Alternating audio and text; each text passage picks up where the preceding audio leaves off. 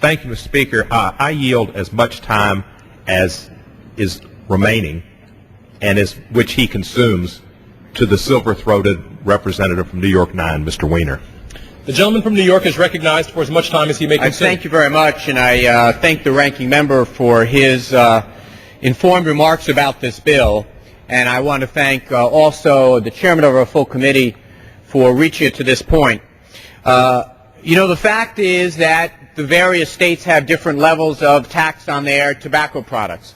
Some states are very high. My state of New York is among the highest. Our city puts an additional tax. It is one of the prerogatives of the different states. Some have chosen to tax more, some have chosen to tax less. But the fact is that there is an enormous economy around avoiding that tax, to essentially violating the law. There are internet tobacco sites that exist with their sole purpose apparently to be to deliver tobacco to people outside the realm of taxation. That's a problem. It's a problem not just because it makes it impossible for states to collect taxes that they've levied, but it's also a problem because it encourages, by sale of internet tobacco, encourages underage smoking. It also makes it very easy for anyone who wants to commit illicit acts. When the Government Accounting Office took a look at a smuggling ring that they discovered in the early part of this century, they found that Hezbollah, the international terrorist organization, was using this difference in taxes to fund their illicit activities. Here's how it would work. They would purchase tobacco at a low tax rate in North Carolina. They would ship it to a higher tax state in Michigan. And the difference that they'd save by selling the cheaper tobacco in Michigan would produce millions of dollars.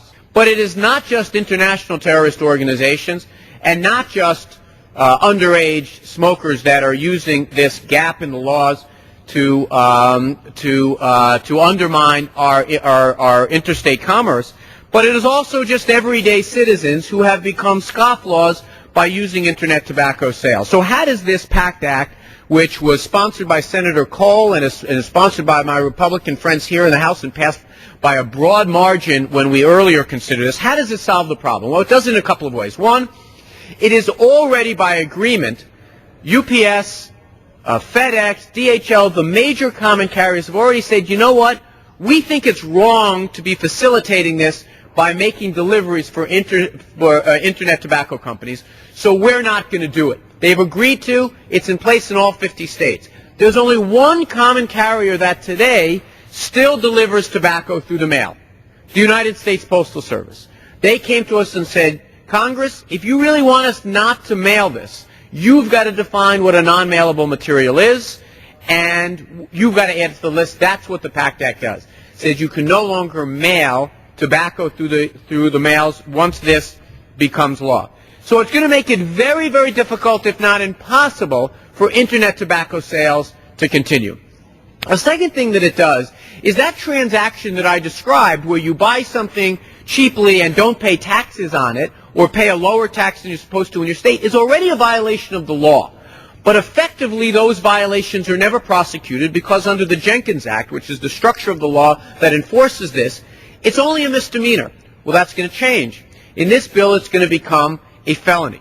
If you think you're going to skirt the law by driving to your neighborhood Indian reservation, buying boxes and boxes or cases and cases of cigarettes, not paying taxes on it, well, now that's a violation of the Jenkins Act, rises to a felony. So it might make sense for the U.S. attorney or for an attorney general to say, you know, we're going to do a stakeout here, and if we find internet tobacco, untaxed tobacco is being sold or undertaxed tobacco is being sold, we're going to crack down on it. A third thing that it does is it increases the enforcement of the act that is supposed to happen. When you buy something in a low-tax state, you're supposed to pay the taxes in your home state. So this is going to increase the reporting requirements for anyone that sells these products is going to have to report back to your home state that the taxes that are owed. Now, what is this going to mean? In addition to cutting down on underage smoking, this is going to mean that states and localities are going to find that they're going to start collecting the taxes they're supposed to. And again, we have people who support lower tobacco taxes on this bill, people who support higher tobacco taxes on this bill. This is not an issue of whether you think there should or should not be tobacco taxes. I think there's bipartisan agreement that there is within the right of the 50 states the ability to levy these taxes. And the sovereignty of those 50 states depend upon them being able to collect it.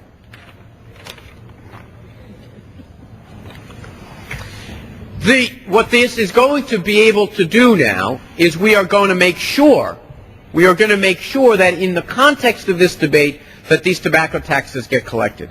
No one knows exactly what is being evaded here, but there was one estimate that said as much as $1 billion in New York State alone is being evaded. And we are finally going to be able to get control of this problem. All 51 state attorneys general have supported the PACT Act. All of the National Association of Convenience Stores, the American Wholesale Association, even the major tobacco companies who understand that there is a regime that's been set up in the 50 states, they want it to be followed too. So companies like Altria for saying, you know what, while there are a lot of hot debates about tobacco use in this country, there should not be a hot debate about whether or not we enforce the laws of the 50 states. I also want to thank my Republican colleagues here. Mr. Smith and his colleagues and a bipartisan coalition have said, you know what, you're going to be tough on crime, we're going to be tough on this crime as well, and have every step of the way made suggestions that have improved this legislation. And I also, and this is the part that's the toughest to say, I want to thank my colleagues in the Senate. 290 times we have sent legislation in their direction, and while I think it was Benjamin Franklin who called the Senate the cooling saucer of our democracy, they've been more akin to a meat locker in recent months, and I want to commend Senator Cole for figuring out a way to extract something from that frigid environment, and hopefully we'll be getting this to the President's desk. This is an important thing, what we're doing here, and this is going to allow states to collect revenue they're supposed to have.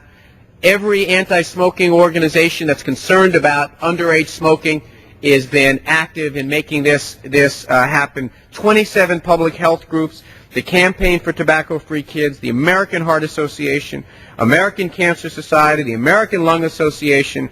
I think all of us who are concerned about keeping tobacco out of the hands of children recognize that this giant gap in our law that allows them to get it on the Internet without any age verification, which is another element of this bill that's going to be become law, has a stake in making this bill a reality. I want to thank Mr. Cohen for so deftly managing this bill, and I yield back to the gentleman.